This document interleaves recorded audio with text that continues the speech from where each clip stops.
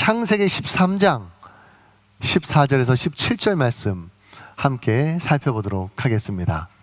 창세기 13장 14절에서 17절 한 목소리로 합독합니다. 롯이 아브람을 떠난 후에 여호와께서 아브람에게 이르시되 너는 눈을 들어 너 있는 곳에서 북쪽과 남쪽 그리고 동쪽과 서쪽을 바라보라. 보이는 땅을 내가 너와 내 자손에게 주리니 영원히 이르리라. 내가 내 자손이 땅에 티끌 같게 하리니 사람이 땅의 티끌을 능히 셀 수 있을진데 내 자손도 세리라. 너는 일어나 그 땅을 종과 횡으로 두루 다녀보라. 내가 그것을 내게 주리라. 아멘. 할렐루야. 오늘도 저와 여러분의 가정과 자녀 그리고 하시는 모든 일들 가운데에 하나님의 돕는 손길이 함께 하시기를 주님의 이름으로 축원합니다. 자, 우리가 창세기 강해 설교 오늘 16번째 시간을 갖습니다. 우리가 이제 대하 설교로 창세기부터 요한계시록까지를 살펴가게 되는데 지금 오늘은 창세기 13장 12절부터의 말씀을 살펴보게 됩니다. 지난 시간에는 아브람의 목자들과 롯의 목자들이 서로 다투게 되면서 아브람의 선택권을 양보하는 장면을 봤어요. 그때 롯이 비옥해 보였던 요단 동편 땅을 선택을 했었죠. 그래서 아브람은 가나안 땅에 남고 롯은 푸른 꿈을 안고 이제 요단 동편 땅으로 이주하게 되는데 우리 창세기 13장 12절 같이 한번 읽어볼까요? 아브람은 가나안 땅에 거주하였고 롯은 그 지역의 도시들에 머무르며 그 장막을 옮겨 소돔까지 이르렀더라. 자, 그럼 여기서 우리 한 가지 생각을 좀 한번 해볼까요?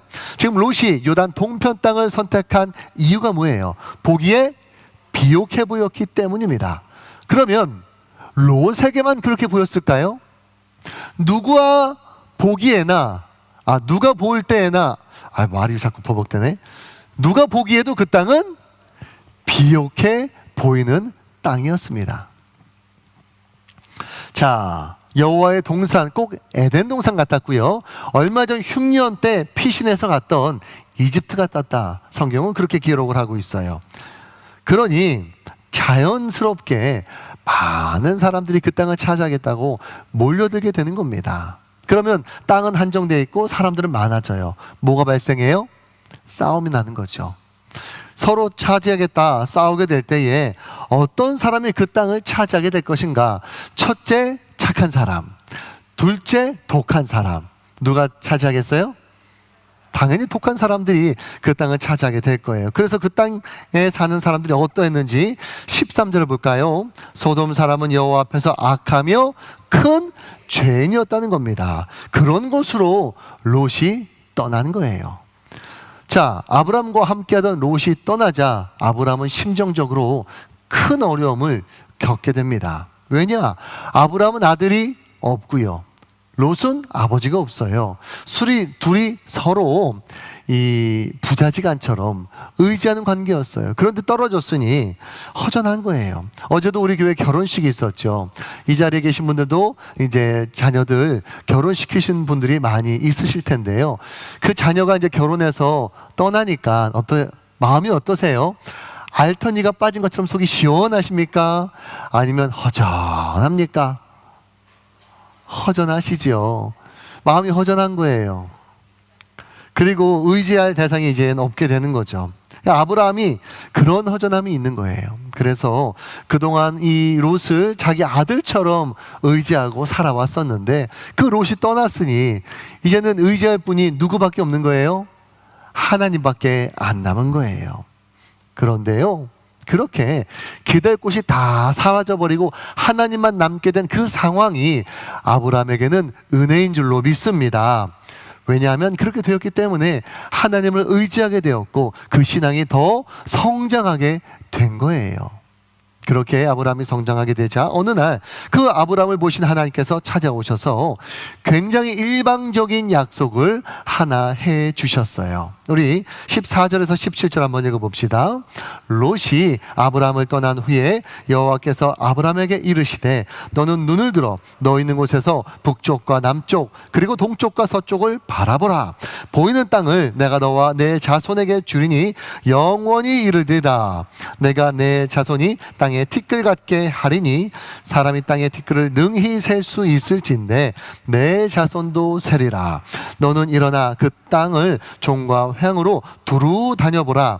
내가 그것을 내게 주리라. 자, 이게 바로 아브라함에게 주신 일방적인 은혜의 언약이에요.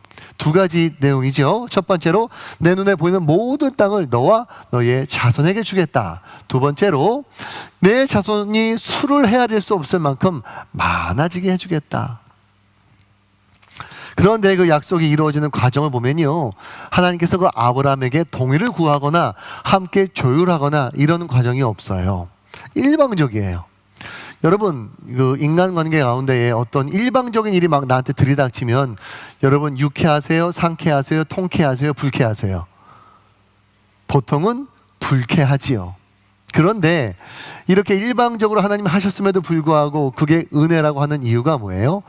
100번을 따져보아도 그것이 나에게 좋은 일이기 때문에 그런 겁니다. 아주 고마운 약속이었다는 것이죠. 그런데 언뜻 보면 이 약속, 이 언약이요, 이루어지지 않은 것처럼 보여요. 왜냐하면요, 기원전 586년에 이 아브라함의 자손들이요 세웠던 나라 이스라엘이 어떻게 되지요? 바벨론에게 멸망당하잖아요. 나라가 없어져 버려요. 인류의 역사를 보면 나라가 멸망당한 경우에 그 나라가 다시 생겨나는 일이 좀처럼 있나요, 없나요? 없습니다. 그런데 아브라함의 자손들은 달라요. 분명히 멸망당했고요, 이 땅을 벗어나, 약속의 땅을 벗어나 머나먼 바벨론까지 끌려갔거든요. 그런데 70년이 지나자 신기하게도 그 약속의 땅으로 다시 돌아왔어요.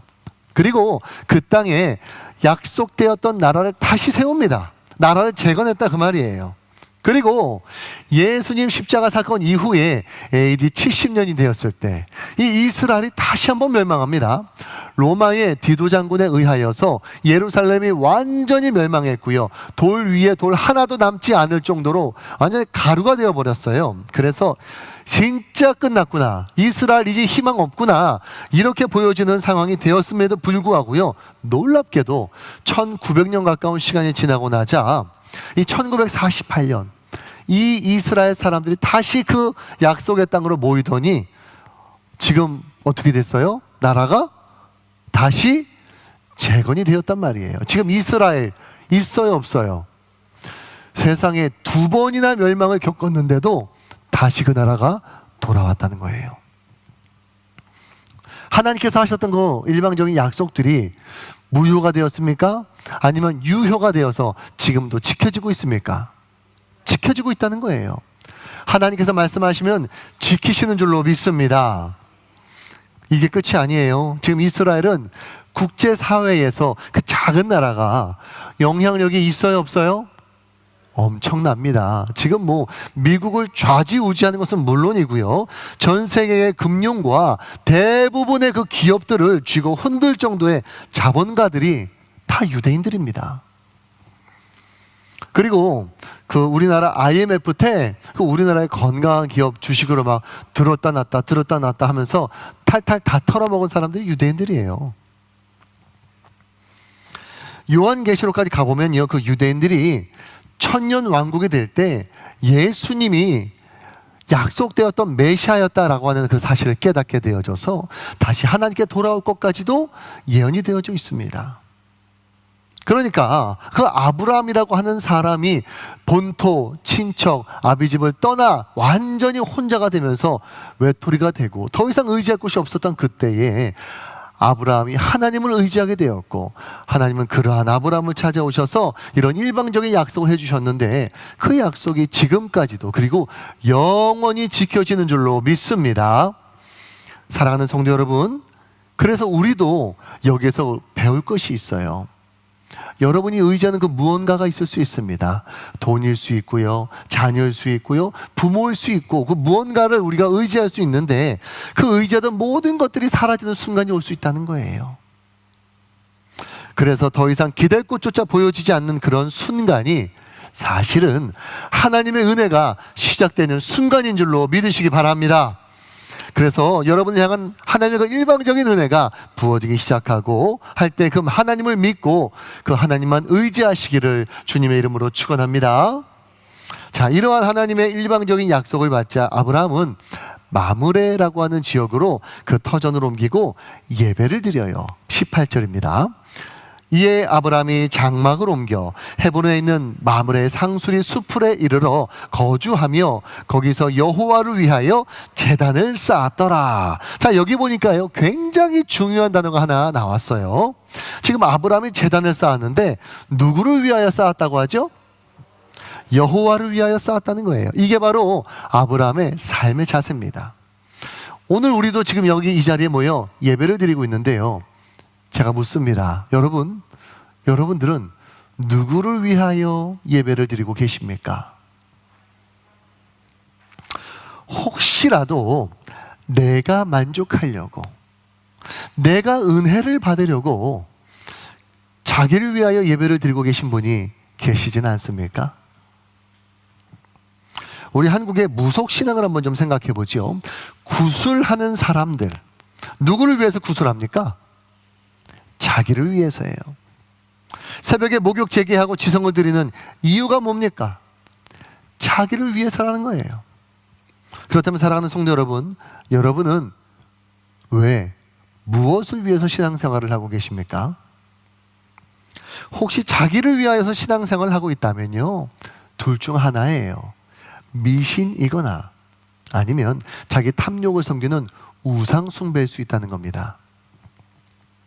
놀랍게도 이 탐욕은요, 또 이 욕심은 굉장히 우리에게 큰 동기부여가 돼요. 지금도 이 세상에 땀 흘려 일하는 사람들 대부분이요, 자기 욕심을 성취하기 위해서, 자기 욕망을 성취하기 위해서 그렇게 땀 흘리고 수고하고 애쓰는 거예요. 인간의 3대 욕망이 있다 그랬어요. 이루고 싶고, 가지고 싶고, 되고 싶어 하는 거. 인간의 3대 욕망입니다. 더 많은 돈, 더 좋은 물건을 가지고 싶어하는 물욕이 있고요, 더 높은 자리를 차지하고 싶어하는 권력욕이 있고요, 명예와 인기를 누리고 싶어하는 명예욕이 있어요. 누구에게나 이런 마음이 있습니다. 놀랍게도 현대사회는요, 이 욕망을 이루기 위한 방편으로 신앙을 가지고 종교를 가지는 사람들이 많이 있다는 거예요. 내 힘만으로는 안 되니까, 내가 아무리 애써봐야 다른 사람들도 다 애쓰고 있기 때문에 그냥 고만한 수준이기 때문에 제치고 싶어서, 더 나아가고 싶어서 신의 힘을 빌리려고 하겠다는 거예요. 앞으로 여러분들 이제 저와 함께 성경을 계속해서 살펴가다 보면 보게 될 텐데요, 이 대부분의 사람들이 무언가를 위해 욕심을 내는데 그 욕심이 다, 열심히 다 누구를 위하여냐? 자기를 위하여 하더라는 겁니다. 하지만 아브라함은 어땠다는 거예요? 누구를 위하여? 여호와 하나님을 위하여 제단을 쌓았다는 거예요. 이러한 아브라함의 그 삶의 자세, 그 신앙의 자세가 하나님께서 일방적인 은혜를 주실 만한 전제 조건이 되었다는 겁니다. 바른 신앙이란 무엇인가? 따라해 볼까요? 하나님께서 나를 위하여 이미 일하고 계시다.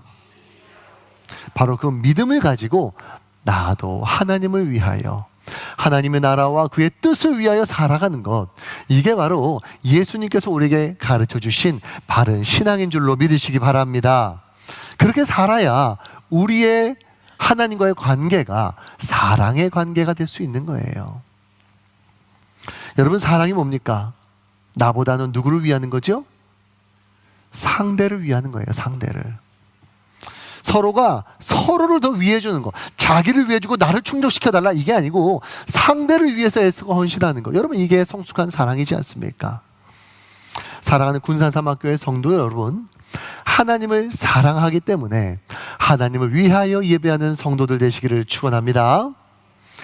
자, 이제 이렇게 하나님을 위하던 아브람과는 달리 이 세상 사람들은요, 다 자기 자신을 위하여 살아가고 있었는데, 이제 14장에서 만나게 될 왕들도 그런 사람들이었어요. 우리 1절 볼까요? 당시에 신할 왕 아므라벨과 엘라살 왕 아리옥과 엘람 왕 그돌라오멜과 고임 왕 디다리, 자, 여기 이제 4명의 왕들이 나오는데 그 왕들이 있는 지역이 어디냐? 앞에 지도를 보시면 여러분 오른쪽에 칼데아 우루 써져 있는 부분 보이시죠? 그쪽 지역에 있는 왕들입니다. 신할 왕 하면 여러분 그 니무롯 이야기 우리 그때 볼 때 신할 평지 얘기했었잖아요. 바벨탑 쌓은 곳, 그 바벨론 지역 거길 얘기하는 거예요. 그리고 엘람, 페르시아죠. 페르시아. 강한 나라, 큰 나라들입니다. 그 티그리스와 유프라테스 강 저 지역에 있는 그 강한 나라 4개의 나라가요, 서로 쿵짝에 맞아가지고 동맹을 맺고 연합군을 만들어서 어디로 온 거예요? 여러분 보시는 왼쪽에 하얀 네모 박스 하나 보이시죠? 저쪽에 가나안 지역입니다. 그 가나안 지역에 있는 요단 동편에 있는 나라를 치러 온 겁니다. 그 요단 동편의 나라가 2절에 나와요. 2절 한번 우리 읽어봅시다. 소돔 왕 베라와 고모라 왕 비르사와 아드마 왕 시납과 스보임 왕 세메벨과 벨라 곧 소알 왕과 싸우니라. 자, 그러면 바벨론 지역의 나라들이 왜 가나안 땅 지역에 있는 나라까지 싸우러 왔는가? 이 싸우러 오게 된 이유는 이렇습니다. 이 요단 동편에 있었던 가나안 지역에 있는 이 5개의 나라, 조금 전에 이야기한 그 나라들이 그 페르시아, 아까 그 엘람이라고 있었지요. 엘람이라는 나라의 그돌 라오멜 그 왕에게 조공을 바치면서 사는 속국이었습니다. 그 말은 그 먼 거리를 오며 가며 부지런히 그냥 털어댔다는 겁니다.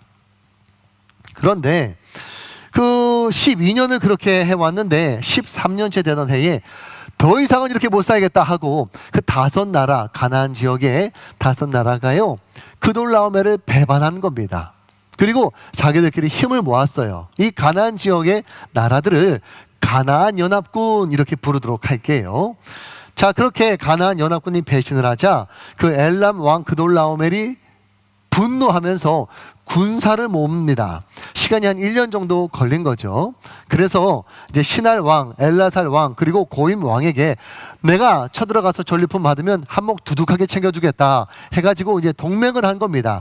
여기를 이제 동쪽에 있는 나라들이니까 동부연합군이라고 할게요. 자, 동부연합군이 본때를 보여주겠다 하면서 이 가나안 지역으로 왔어요. 지금의 사해바다까지 찾아온 겁니다. 그때는 이제 불과 유황의 심판이 내려오기 전이니까 그 사해바다가 아니라 이제 시딤 골짜기였다는 겁니다. 자, 우리 3절 4절 한번 볼까요? 이들이 다 시딤 골짜기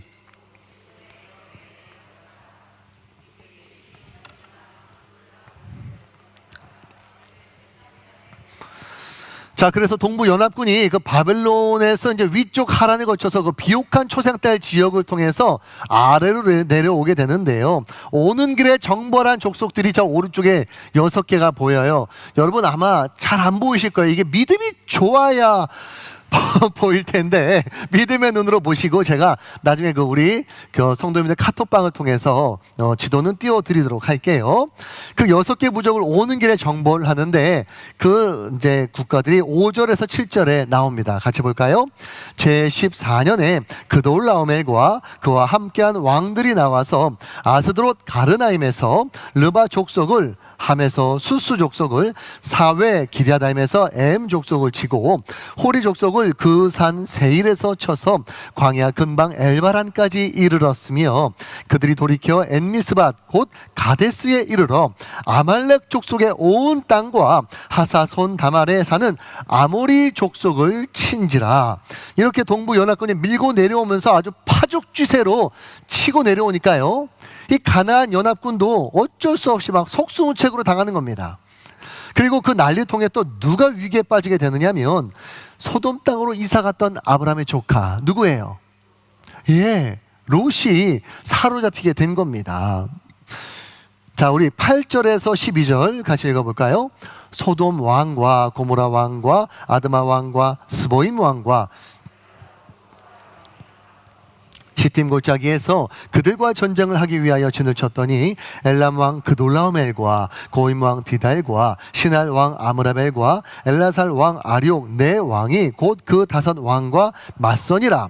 시딤 골짜기에는 역청구덩이가 많은지라 소돔 왕과 고모라 왕이 달아낼 때에 그들이 거기 빠지고 그 나머지는 산으로 도망하매 내 왕이 소돔과 고모라의 모든 재물과 양식을 빼앗아 가고 소돔에 거주하는 아브라함의 조카 롯도 사로잡고 그 재물까지 노력하여 갔더라. 자, 이 소식이요, 이 마므레의 상수리 숲을 근처에 살고 있던 아브라함에게 전해진 거예요. 지도를 보면요, 그 살던 지역이 베들레헴과 헤브론 사이예요. 그 마므레가 지역 이름이면서 동시에 사람 이름이기도 해요. 여러분, 그 축구 선수 박지성 선수가 워낙 유명하다 보니까 그 박지성 선수 고향인 수원에서 그 거리를 이름 하나를 박지성로 이렇게 지었어요. 그래서 거기에 박지성 삼거리가 지금까지도 있거든요. 그런 것처럼 마므레라는 인물이 워낙 영향력이 있다 보니까 이제 지역 이름이 사람 이름으로 하게 된 겁니다. 자, 그래서 그 지역에 있었던 아모리 족속 마므레, 에스골, 아넬, 이 사람들이요, 또 아브람을 도와주게 된 겁니다. 우리 13절 한번 읽어볼까요? 도망한 자가 와서 히브리 사람 아브람에게 알리니 그때에 아브람이 아모리 족속 마므레의 상수리 숲을 근처에 거주하였더라. 마므레는 에스골의 형제요 또 아넬의 형제라. 이들은 아브람과 동맹한 사람들이더라. 야, 여기 가나안 족속인 아모리 사람들이 아브람을 도와줬대요. 그러면 이때 당시에 가나안 땅은 죄악이 가득했나요? 아니면 그 정도는 아니어서 이렇게 선하고 의로운 사람도 있었나요? 전자예요, 후자예요? 후자였다는 거예요. 아직은 그렇게 심하지는 않았다는 겁니다. 그래서 하나님께서도 이 땅을 주겠다 약속하실 때에 어떻게 약속을 하신 거예요? 400년이 지나면, 400년이 지나서 가나안 땅에 죄악이 관영해지면 그때 그렇게 하시겠다라고 이야기를 하신 겁니다. 자, 그래서 아브람은요, 즉시 자기 집에서 훈련시키고 길러낸 군사들 318명을 데리고 동맹 세 사람의 군사와 함께 쫓아가게 되는 겁니다. 14절입니다. 아브람이 그의 조카가 사로잡혔음을 듣고 집에서 길리고 훈련된 자 318명을 거느리고 단까지 쫓아가서, 자, 그러면 전장할 만한 남자만 318명이니까요 아브람과 함께 했던 무리가 몇 명 되는 거예요? 부인 포함하면 한 650 되는 거고, 애들을 둘씩만 낳았어도 1300, 더 나았으면 2000이 넘는 사람들이 아브라함과 함께 하고 있었다는 겁니다. 그러니까 적어요, 많아요? 꽤 많은 사람들이 있었다는 거예요. 여러분, 예전에 그 이집트 갔었을 때는 그만한 힘이 있었나요? 없었어요. 그래서 바로에게 자기 아내를 누이 동생이라며 건네줄 수밖에 없었던 그런 경험이 있다 보니까 이제 이집트로부터 많은 선물도 받고 노비도 받고 막 종도도 받고 그런 사람들 이제 다 훈련을 시킨 거죠. 전쟁할 수 있도록. 그래서 이제 군사로 준비를 한 거예요. 그래도 사실 뭐 페르시아라든지 그러니까 그 엘람 또 신안 이런 나라들 4개 나라가 작은 나라가 아니거든요. 규모 있는 나라인데 그 큰 나라가 4개가 연합군이 되어 있었음에도 불구하고요, 이 아브라함이 무서워하고 떨면서 기도만 하고 있는 게 아니라 자기 가족을 찾으러 갔다는 거예요. 그렇다면 그 아브라함이 용기가 있는 인물입니까? 없는 인물입니까? 용기 있는 사람이라는 거예요. 아브라함이 잘 안 싸워서 그렇지요, 싸워서 진 적이 없습니다. 싸우면 항상 이겨요. 그래서 이 엘람, 신안 이런 나라들을 굉장히 큰 나라임에도 불구하고요 싸워서 이겼고요, 자기 조카와 그 가족들과 재물들을 다 어떻게 했다는 거예요? 찾아왔다는 거예요. 15, 16절입니다. 그도 그와의 가신들이 나뉘어 밤에 그들을 쳐부수고 담에서 왼편 호바까지 쫓아가 모든 빼앗겼던 재물과 자기의 조카 롯과 그의 재물과 또 부녀와 친척을 다 찾아왔더라. 자, 그래서 여러분 지도를 보시면 그 북쪽 끝 다메섹 저 위에까지 올라가서 전쟁을 하고 돌아오는 것을 보게 돼요. 그런데요, 재미있는 건 집으로 돌아오는 게 아니라 사회 골짜기라고 하는 것으로 돌아옵니다. 자, 17절입니다. 아브람이 그 놀라움과 그와 함께한 왕들을 쳐부수고 돌아올 때에 소돔 왕이 사회 골짜기 곧 왕의 골짜기로 나와 그를 영접했다는 거예요. 자, 왜 집으로 가지 않고 여기로 왔느냐? 어디를 가든지 아브람은 뭘 하는 사람이었어요? 먼저 하나님 앞에 제사를 드리고 예배하는 사람이었잖아요. 그런데 지금 어떤 일이 있어요? 전쟁을 해가지고 승리했어요. 기쁘다 이 말이에요. 기쁘니까 그 기쁨을 누구에게 먼저 와서 신고하고 싶으냐? 하나님께 와서 먼저 신고하고 예배를 드리고 싶은 겁니다. 사랑하는 성도 여러분, 여러분의 삶 가운데 어떤 기쁜 일, 좋은 일, 축하할 만한 일이 있다. 그러면 먼저 하나님 앞에 예배하시기 바랍니다. 그럴 때 하나님이 그 좋은 일들이 더 좋은 일들로 이어질 수 있도록 도와주시는 줄로 믿습니다. 자, 그러면 예배하는 거 좋다 이거예요. 그런데 그럼 왜 집에서 예배하면 되는데 왜 집으로 안 가고 사회 골짜기로 갔느냐? 거기에 살렘이라는 지역이 있어요. 이 살렘이 나중에 예루살렘이 되는 지역인데요. 자, 살렘이 무슨 뜻이냐 따라 볼까요? 평화. 자, 그리고 거기에 왕이 멜기세덱이에요. 멜기세덱 이름의 뜻이 뭐냐면 의의 왕. 눈치껏 따라해 주시기 바랍니다. 의의 왕. 자, 그럼 의의 왕 나오고 평화 나왔어요. 무슨 의미예요? 의의 왕이 다스리는 곳에는 평화가 있다. 또는 하나님, 왕이신 하나님의 의가 깔리는 곳에는 평화가 있다. 이제 이런 의미가 되는 거죠. 자, 이 멜기세덱이요, 살렘의 왕이었는데 동시에 이 사람이 하나님의 제사장이었다는 거예요. 우리 18절 볼까요? 살렘 왕 멜기세덱이 떡과 포도주를 가지고 나왔는데 그는 지극히 높으신 하나님의 제사장이었다. 우리가 알기로 하나님께서 처음으로 이제 세우신 제사장이 아론 아니냐, 우리가 이렇게 생각하잖아요. 출애굽기 28장을 보면 아론과 그 자녀들을 이제 제사장으로 삼는 장면이 나오는데 그 훨씬 이전에 창세기 14장에 하나님을 섬기는 제사장이 있었다는 거예요. 그게 누구라는 거예요? 바로 멜기세덱이라는 겁니다. 어떻게 아브라함보다 먼저 하나님을 섬기는 사람이 있을 수 있었을까? 어떻게 그게 가능해요? 여러분, 그 노아 시대 이후로 수많은 사람들이 다 니무롯을 따라 떠났지만 그 중에는 누구와 함께하는 사람도 있었다는 거예요? 노아와 함께 하면서 그 노아의 신앙을 물려받은 사람도 있었다는 겁니다. 그 중에 한 명이 바로 멜기세덱이고요. 또 아브라함도 그러한 사람들 중에 하나였다는 거죠. 그래서 이 아브라함이 마므레라고 하는 지역으로 왔을 때 그 근처가 바로 살렘이란 말이에요. 가까운 곳에 하나님의 제사장이 있으니 둘이 서로 만나고 교류하고 같은 하나님을 제사하고 예배하면서 또 제사장이니까 아브라함에게 하나님을 섬기는 도에 대해서도 알려줄 수가 있었겠죠. 그래서 전쟁에 승리하고 나서 아브라함이 예배를 드리고 싶어서 누구를 찾아왔다는 거예요? 그 제사장이 있는 곳으로 찾아왔다는 겁니다. 그래서 그러한 아브라함의 모습을 기특하게 여기면서 이 멜기세덱이 축복을 하면서 이 제사를 올려드리는데 그 축복의 내용을 보세요. 그 대적을 붙이신 분이 누구라는 거예요?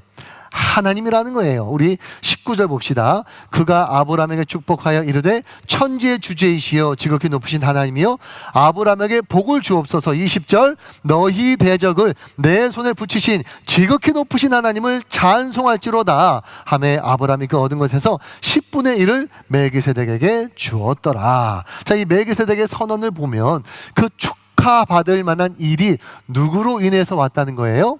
하나님으로부터 왔다는 거예요. 그래서 우리 가정 가운데에 우리의 삶 가운데 좋은 일, 기쁜 일, 축하할 만한 일이 있을 때에 먼저 하나님 앞에 감사 예배를 드리라는 거예요. 왜요?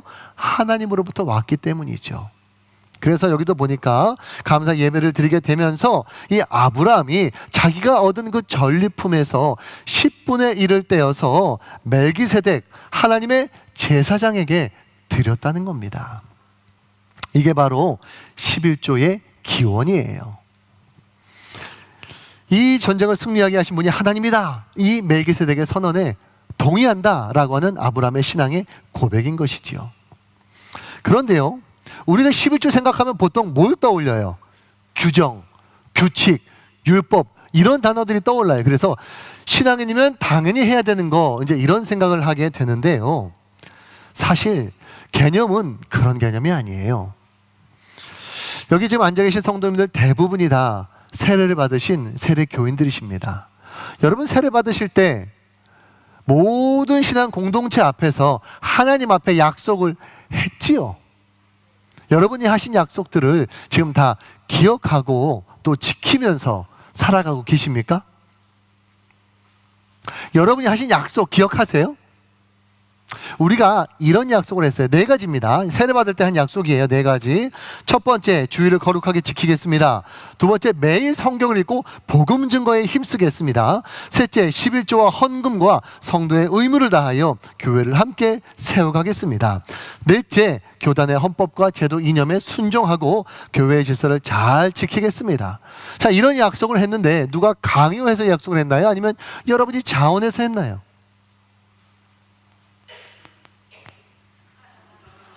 뭐 눈으로 대답하시는 건 뭐예요? 저 그런 사인 못 알아들어요. 여러분 누가 강요했어요? 아니면 여러분이 자원하셨어요? 자원해서 한 약속이라는 겁니다.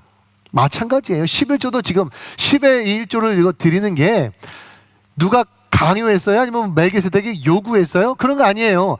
자원해서 드린 거예요. 왜요? 그 마음에 뭐가 있으니까? 감사함이 있기 때문에. 하나님께서 나에게 일방적으로 베풀어 주신 그 은혜가 감사해가지고, 그래서 감사의 고백으로 자원해서 드린 거예요. 가끔 제가 이런 질문을 받을 때가 있어요. 목사님, 11조는 어디까지 떼야 되나요? 새해 전이에요? 새해 후예요? 이런 질문을. 왜요? 액수가 달라져요. 그죠? 액수가. 말씀드릴게요. 11조는 율법이 아니에요. 율법에 있긴 합니다만 그 율법 때문에 하는 게 아니라는 거예요. 우리에게 주어진 의무가 아니라 우리가 하나님께 받은 그 일방적인 은혜가 있지 않습니까? 그 일방적인 은혜가 너무 감사해서 드리는 게 10의 1조인 거예요. 여러분이 하나님께 받은 그 일방적인 은혜가 뭐예요? 여러분 기억나시는 대로 한번 이야기해 보세요. 내가 요구하지도 달라고 하지도 않았는데 하나님께서 주신 그 일방적인 은혜가 뭐냐고요. 당장에 오늘 우리에게 주신 태양도 우리의 동의를 구하지 않고 하나님 주신 거고, 우리가 숨쉬고 있는 공기도 하나님이 우리에게 우리가 달라고 한 거 아니에요. 근데 일방적으로 주셨어요. 그리고 그 정점이 뭡니까? 그 일방적인 은혜의 정점, 바로 하나님의 독생자 예수 그리스도를 우리의 영원한 생명을 위해서 대신 내어주시고 십자가에 달으신 거. 여러분 이렇게 감사한 일들이 우리에게 있기 때문에 우리가 감사해서 자원하여 그 10의 1조를 드리는 줄로 믿습니다. 그렇기 때문에 11조의 그 범위는요, 개인의 신앙과 양심에 맡기는 것이지 어떻게 해라 그렇게 해가지고 지켜지는 것이 아니라는 거예요. 그런 건 하나님도 불편해 하셔요. 내가 이 형편 이렇게 좀 아끼고 싶은 마음이 있어서 세후로 해가지고 드렸다. 그런데 마음이 편치가 않다. 그러면 스스로 알아서 이건 내 양심에 안 맞구나 하시고 세전으로 하시면 되는 거예요. 개인의 양심에 따라. 따라합시다. 은혜 되는 만큼 양심이 시키는 대로 그리하시면 되는 겁니다. 여러분 11조는요 내가 하나님 앞에 한 약속이에요. 여러분 사람 사이에도요 약속을 안 지키면 그 사람 믿을 수 있나요? 없나요? 없어요. 사회에서요 믿을 수 없는 사람은요 사람 구실을 할 수가 없는 거예요. 하물며 모든 교회 식구들 앞에서 내가 하나님 앞에, 사람도 아니고 전능하신 창조주 앞에 한 약속인데 그 약속을 안 지키고 있다면 우리를 위해 일방적인 은혜를 지금도 여전히 베풀며 우리에게 약속을 지키고 계시는 그 하나님 앞에 죄송하지 않겠냐는 것이지요. 사랑하는 성도 여러분, 하나님은요 돈이 없는 가난한 분이 아닙니다. 온 세상이 다 하나님의 것이에요. 하나님 부자입니다. 그럼에도 불구하고 우리가 11조를 드릴 때 그걸 받으시는 이유가 뭐예요? 그렇게 하면서 물질로 향하는 우리의 마음이 조금씩 누구에게로 나온다는 거예요? 하나님께로 나오게 된다는 거예요. 신앙 고백이 된다는 거예요. 그래서 그러한 신앙의 고백을 보면서 우리가 하나님께 드린 것과 비교할 수 없을 만큼 훨씬 더 많이 우리에게 돌려주시는 줄로 믿으시기 바랍니다. 그렇기 때문에 우리 중에는 여러 가지 사정으로 인해 여의치 못해 어쩔 수 없이 못하는 분들도 아마 계실 겁니다. 그럼에도 불구하고 조금씩이라도 한번 시작을 해보세요. 내가 정직하게 양심껏 한다면 11조를 10,000원을 해야 된다. 그러면 1,000원이라도 11조라는 이름으로 시작을 해보시라는 거예요. 작더라도. 그래야 나의 신앙이 성장할 수 있고 조금씩 내가 하나님 앞에 더 가까이 나가게 된다는 겁니다. 그렇게 해서 오늘 하는 그 결정으로 말미암아 언젠가 우리의 삶 가운데 더 큰 감사와 신앙의 고백이 주를 잇게 되기를 주님의 이름으로 축원합니다. 말씀을 정리합니다. 이 세상에 더 의지할 것이 없어진 아브라함. 그 아브라함이 거기서 절망하는 것이 아니라 오히려 하나님을 의지했어요. 하나님께 더욱더 가까이 나아갔어요. 그랬더니 그 하나님 다가오셔서 일방적인 약속으로 은혜를 베풀어 주셨습니다. 사랑하는 성도 여러분, 우리도 이러한 아브라함의 자세를 배우기를 소망합니다. 살아가다가 사면 초가에 빠지거나 더 이상 기대거나 의지할 곳이 없는 그때에 다른 그 무엇도 아닌 하나님을 바라보고 의지하는 성도들이 되시기를 축원합니다. 또한 나의 탐욕, 나의 욕심을 채우기 위해서 살아가는 것이 아니라 이미 우리에게 베풀어 주신 그 일방적인 하나님의 은혜에 감사하면서 하나님을 위하여 예배하고 하나님을 위하여 그의 나라와 그의 뜻을 구하며 살아가는, 하나님께 드린 약속을 지키면서 살아가는 그런 하나님의 사람들이 되시기를 주님의 이름으로 축원합니다.